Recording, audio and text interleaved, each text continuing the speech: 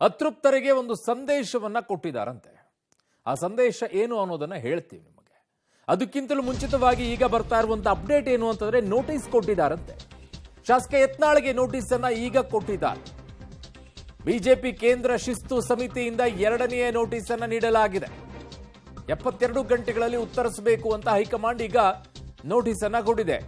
ಕೇಂದ್ರೀಯ ಶಿಸ್ತು ಸಮಿತಿ ಸದಸ್ಯ ಕಾರ್ಯದರ್ಶಿ ಓಂ ಪಾಠಕ್ ಅವರಿಂದ ನೋಟಿಸ್ ಸರ್ವ್ ಆಗಿರೋದು. ಈ ಹಿಂದೆ ಶೋಕಾಸ್ ನೋಟಿಸ್ಗೆ ಉತ್ತರಿಸಿದ್ರಿ. ಪಕ್ಷ ವಿರೋಧಿ ಚಟುವಟಿಕೆಗಳಲ್ಲಿ ತೊಡಗಿಕೊಳ್ಳುವುದಿಲ್ಲ ಅಂತ ಹೇಳಿದ್ರಿ. ಆದ್ರೆ ಈಗ ಮತ್ತೆ ಪಕ್ಷ ವಿರೋಧಿ ಚಟುವಟಿಕೆಯಲ್ಲಿ ಭಾಗಿಯಾಗಿದ್ದೀರಿ. ಹೀಗಾಗಿ ಸ್ಪಷ್ಟನೆ ನೀಡಬೇಕು ಅಂತ ನೋಟಿಸ್ ಅನ್ನ ನೀಡಿದೆ. ಈಗ ನೋಡ್ತಾ ಇದ್ದೀರಾ ಕೊಟ್ಟಿರುವಂತಹ ನೋಟಿಸ್ನ ಪ್ರತಿಯನ್ನ. ಸೊ ಅದರಲ್ಲಿ ಸ್ಪಷ್ಟವಾಗಿ ಹೇಳಿದ್ದಾರೆ. ಯತ್ನಾಳ್ ಅವರಿಗೆ ಈ ನೋಟಿಸ್ ಅನ್ನ ಕೊಟ್ಟಿರೋದು. ಮೊದಲನೇ ನೋಟಿಸ್ ಅನ್ನ ಕೂಡ ಕೊಟ್ಟಿದ್ರು. ಅದಕ್ಕೆ ನಾನೇನು ಪಕ್ಷ ವಿರೋಧಿ ಚಟುವಟಿಕೆಗಳು ಮಾಡಲ್ಲ ಅಂತ ಹೇಳಿದ್ರು. ಆ ನಿಟ್ಟಿನಲ್ಲಿ ಈಗ ತದನಂತರ ಒಂದಿಷ್ಟು ಕಂಪ್ಲೇಂಟ್ಗಳು ಹೋಗಿದೆ. ಮತ್ತೆ ಪಕ್ಷ ವಿರೋಧಿ ಚಟುವಟಿಕೆಗಳು ನಡೆಸ್ತಾ ಇದ್ದಾರೆ ಅಂತೇಳಿ ಅದಕ್ಕೆಲ್ಲ ಸ್ಪಷ್ಟನೆಯನ್ನ ಕೇಳಿ ಈಗ ನೋಟಿಸ್ ಅನ್ನ ನೀಡಿದ್ದಾರೆ. 1.5 ವರ್ಷದಿಂದ ಆಗೋಯ್ತು ಎಲ್ಲ ಡ್ರಾಮಾಗಳು. ಈಗ ನೋಟಿಸ್ ಕೊಟ್ಟಿದ್ದಾರೆ. ಇದಕ್ಕೆ ಅವ್ರು ಉತ್ತರ ಕೊಟ್ಕೊಳ್ಳೋಕೆ ಇನ್ನೊಂದು 15 ದಿನ ನಡೆಯುತ್ತೆ. ಆ ಎಲ್ಲ ಉತ್ತರಗಳಾದ ನಂತರ ಆ ಕಡೆಯಿಂದ ರಿಯಾಕ್ಷನ್ ಬರಬೇಕು.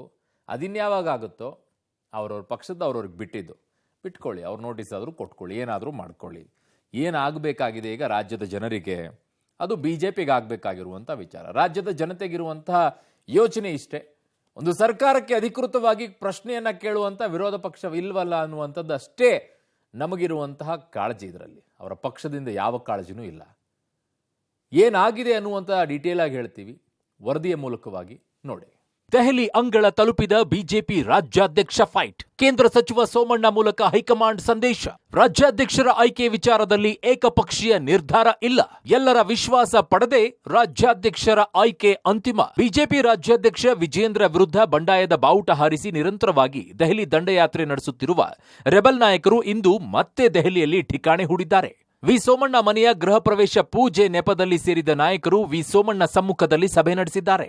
ಈ ಮೊದಲು ಮಾಜಿ ಸಿಎಂ ಸಂಸದ ಬಸವರಾಜ ಬೊಮ್ಮಾಯಿ ನೇತೃತ್ವದಲ್ಲಿ ವಿ ಸೋಮಣ್ಣ ಅವರ ನಿವಾಸದಲ್ಲಿ ಸಭೆ ನಡೆಸಲಾಗುತ್ತಿದೆ ಎನ್ನಲಾಗಿತ್ತು. ಆದರೆ ಬಸವರಾಜ ಬೊಮ್ಮಾಯಿ ಅವರು ಸಭೆಯಿಂದ ಹಿಂದೆ ಸರಿದಂತೆ ಕಂಡುಬಂತು. ಹೀಗಾಗಿ ಬೊಮ್ಮಾಯಿ ಅನುಪಸ್ಥಿತಿಯಲ್ಲಿ ಬಸವನಗೌಡ ಪಾಟೀಲ್ ಯತ್ನಾಳ್, ಅರವಿಂದ್ ಲಿಂಬಾವಳಿ, ಮಹೇಶ್ ಕುಮಟಹಳ್ಳಿ, ಬಿಪಿ ಹರೀಶ್ ಸೇರಿದಂತೆ ಹಲವು ನಾಯಕರು ವಿ ಸೋಮಣ್ಣ ನಿವಾಸದಲ್ಲಿ ಸಭೆ ನಡೆಸಿದ್ರು. ಸಭೆ ಬಳಿಕ ಮಾತನಾಡಿದ ಬಸವನಗೌಡ ಪಾಟೀಲ್ ಯತ್ನಾಳ್, ವಿ ಸೋಮಣ್ಣ ಮೂಲಕ ಹೈಕಮಾಂಡ್ ನಮಗೆ ಸಂದೇಶ ರವಾನಿಸಿದೆ. ರಾಜ್ಯಾಧ್ಯಕ್ಷರ ವಿಚಾರದಲ್ಲಿ ಎಲ್ಲ ಮಾಹಿತಿ ಪಡೆದುಕೊಂಡಿದ್ದು, ಈ ವಿಚಾರದಲ್ಲಿ ಎಲ್ಲಾ ಪ್ರಮುಖ ನಾಯಕರ ಅಭಿಪ್ರಾಯ ಪಡೆದೇ ನಿರ್ಧಾರ ತೆಗೆದುಕೊಳ್ಳುವ ಭರವಸೆಯನ್ನ ನೀಡಿದ್ದಾರೆ ಅಂದರು. ರಾಜ್ಯಾಧ್ಯಕ್ಷರ ವಿಚಾರದಲ್ಲಿ ಏಕಪಕ್ಷೀಯ ನಿರ್ಧಾರ ಇಲ್ಲ ಅಂತ ಸ್ಪಷ್ಟಪಡಿಸಿದ್ರು. ಇದೇ ವೇಳೆ ನಾವು ಬಂಡಾಯ ನಾಯಕರು ಅಲ್ಲ ಅಂತಾನೂ ಹೇಳಿದ್ರು. ನಮ್ಮ ಪಕ್ಷದ ಹಿತದೃಷ್ಟಿಯಿಂದ ಪಕ್ಷಕ್ಕೆ ಹೊಸ ಒಂದು ಚೈತನ್ಯ ತುಂಬುವಂಥ ಕೆಲಸ ಆಗಬೇಕು. ಪಕ್ಷದ ಹಿತದೃಷ್ಟಿಯಿಂದ ನಿರ್ಣಯವನ್ನು ಸೂಕ್ತ ವ್ಯಕ್ತಿಗೆ ಮಾಡಿರೋದು ನಮ್ಮ ಒಂದು ಸ್ಟ್ಯಾಂಡ್ ಇದೆ. ರಾಜ್ಯಾಧ್ಯಕ್ಷ ವಿಜಯೇಂದ್ರಗೆ ಇಲ್ಲ ಆಹ್ವಾನ. ಇನ್ನು ದೆಹಲಿಯಲ್ಲಿ ವಿ ಸೋಮಣ್ಣ ಗೃಹ ಪ್ರವೇಶ ಪೂಜೆಗೆ ತೆರಳುವುದಾಗಿ ಹೇಳಿದ್ದ ಬಿವೈ ವಿಜೇಂದ್ರ ಇಂದು ಸೋಮಣ್ಣ ನಿವಾಸದ ಕಡೆಗೆ ಸುಳಿಯಲಿಲ್ಲ. ಆಪ್ತರ ಮುಂದೆ ನಾನು ವಿಜಯೇಂದ್ರ ಅವರನ್ನ ಆಹ್ವಾನಿಸಿಲ್ಲ ಅಂತ ವಿ ಸೋಮಣ್ಣ ಹೇಳಿಕೊಂಡಿದ್ದಾರೆ. ಈ ನಡುವೆ ಸದ್ಯ ದೆಹಲಿಯಲ್ಲಿರುವ ಬಿವೈ ವಿಜೇಂದ್ರ ಹೈಕಮಾಂಡ್ ನಾಯಕರನ್ನ ಭೇಟಿ ಮಾಡುವ ಸಾಧ್ಯತೆ ಇದೆ. ಬಿಜೆಪಿ ಭಿನ್ನಮತ ಮದ್ದರಿಯಲು ಮುಂದಾದ ಹೈಕಮಾಂಡ್ ಅವರನ್ನೂ ಬಿಟ್ಟು ಇವರನ್ನೂ ಬಿಟ್ಟು ಮೂರನೆಯವರ ಆಯ್ಕೆ. ಕರ್ನಾಟಕ ಕೇಸರಿ ಕಲಹಕ್ಕೆ ಕೊನೆಗೂ ಮದ್ದು ಅರಿಯಲು ಹೈಕಮಾಂಡ್ ಮುಂದಾಗಿದೆ. ರಾಜ್ಯಾಧ್ಯಕ್ಷ ಆಯ್ಕೆಗೆ ಬಿಜೆಪಿಯಲ್ಲಿ ಮೂಡದ ಒಮ್ಮತ ಹಿನ್ನೆಲೆಯಲ್ಲಿ ಅವರನ್ನು ಬಿಟ್ಟು ಇವರನ್ನು ಬಿಟ್ಟು ಮೂರನೆಯವರ ಆಯ್ಕೆಗೆ ಹೈಕಮಾಂಡ್ ಮುಂದಾದಂತಿದೆ. ಹೊಸ ಆಯ್ಕೆಯನ್ನ ಬಿಜೆಪಿ ಹೈಕಮಾಂಡ್ ಮುಕ್ತವಾಗಿರಿಸಿಕೊಂಡಿದೆ ಎನ್ನಲಾಗ್ತಾ ಇದೆ. ಯಾರದು ಮೂರನೆಯ ಮುಖ ಅಂತ ನೋಡೋದಾದ್ರೆ ಒಡೆದ ಕೇಸರಿಯ ಮನೆ. ರಾಜ್ಯಾಧ್ಯಕ್ಷ ಆಯ್ಕೆಯ ಬಗ್ಗೆ ಬಿಜೆಪಿ ವರಿಷ್ಠರಿಂದ ಎಚ್ಚರಿಕೆಯ ನಡೆ.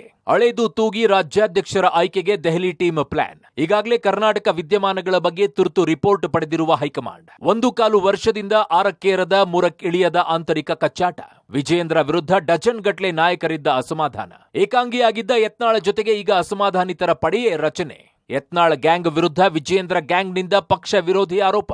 ವಿಜೇಂದ್ರ ಯತ್ನಾಳ್ ಇಬ್ಬರನ್ನು ಬಿಟ್ಟು ಮೂರನೆಯವರ ಆಪ್ಷನ್ ಆಯ್ಕೆ ಮಾಡಿಕೊಳ್ಳಬಹುದು ಎನ್ನಲಾಗ್ತಾ ಇದೆ. ಒಟ್ಟಾರೆ ರಾಜ್ಯ ಬಿಜೆಪಿ ಮನೆಯ ಒಳಕಲಹ ದಿನಕ್ಕೊಂದು ತಿರುವು ಪಡೆಯುತ್ತಿದೆ. ಶಬೀರ್, ಪಬ್ಲಿಕ್ ಟಿವಿ, ನವದೆಹಲಿ.